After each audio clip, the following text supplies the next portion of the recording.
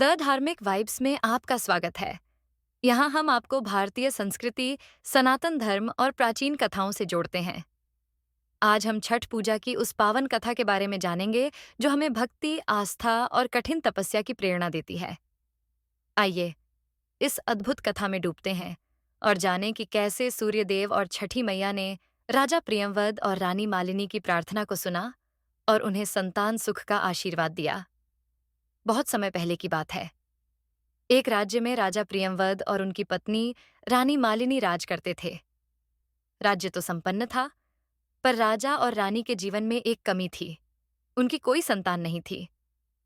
संतानहीनता का दुख उनके दिल में घर कर गया था और वे दोनों अत्यंत उदास रहने लगे। दिन रात राजा प्रियंवद सोचते रहते कि क्या किया जाए ताकि उनकी गोद भर सके। इसी चिंता में एक दिन राजा ने महर्षि कश्यप से परामर्श लिया। महर्षि कश्यप ने उन्हें यज्ञ करने का सुझाव दिया, जिससे संतान प्राप्ति का योग बन सकता था। राजा ने महर्षि की बात मानी और यज्ञ का आयोजन करवाया। यज्ञ समाप्त होने के बाद महर्षि कश्यप ने राजा और रानी को यज्ञ का प्रसाद दिया और आशीर्वाद दिया कि वे शीघ्र ही संतान सुख प्राप्त करेंगे। समय बीतता गया और रानी मालिनी गर्भवती हो गईं। राजा रानी की खुशी का ठिकाना नहीं रहा। वे अपनी संतान के स्वागत की तैयारियों में जुट गए, परंतु उनका यह आनंद क्षणिक ही रहा। संतान का जन्म तो हुआ, पर वह मृत थी। इस घटना ने राजा रानी को गहरे शोक में डाल दिया। दुख और निराशा से भरकर उन्होंने अपने प्राण त्यागने का निर्णय कर लिया। उसी क्षण एक दिव्य प्रकाश प्रकट हुआ और एक अद्भुत देवी उनके सामने आई। वह देवी षष्ठी माता थीं।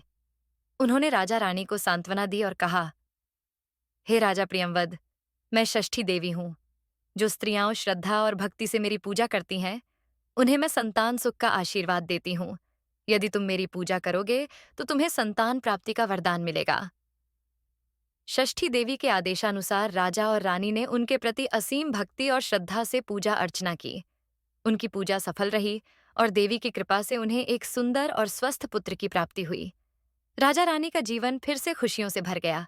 तभी से संतान प्राप्ति और उनकी लंबी आयु के लिए षष्ठी देवी की पूजा करने की परंपरा शुरू हुई, जिसे आज हम छठ पूजा के रूप में मनाते हैं। महाभारत काल की कथा। महाभारत काल में भी छठ पूजा का एक और प्रसंग मिलता है। जब पांडव अपना सारा राज्यपाट जुए में हार चुके थे और वनवास में थे, तब द्रौपदी को बहुत दुख हुआ। उन्होंने अपनी और अपने परिवार की दुर्दशा देखकर छठी मैया की आराधना करने का संकल्प लिया। द्रौपदी ने छठी मैया की पूजा की और सूर्यदेव को प्रसन्न करने के लिए कठिन व्रत रखा। उनकी भक्ति और समर्पण से प्रसन्न होकर सूर्यदेव ने उन्हें आशीर्वाद दिया और पांडवों को उनका खोया हुआ राजपाट वापस प्राप्त हुआ।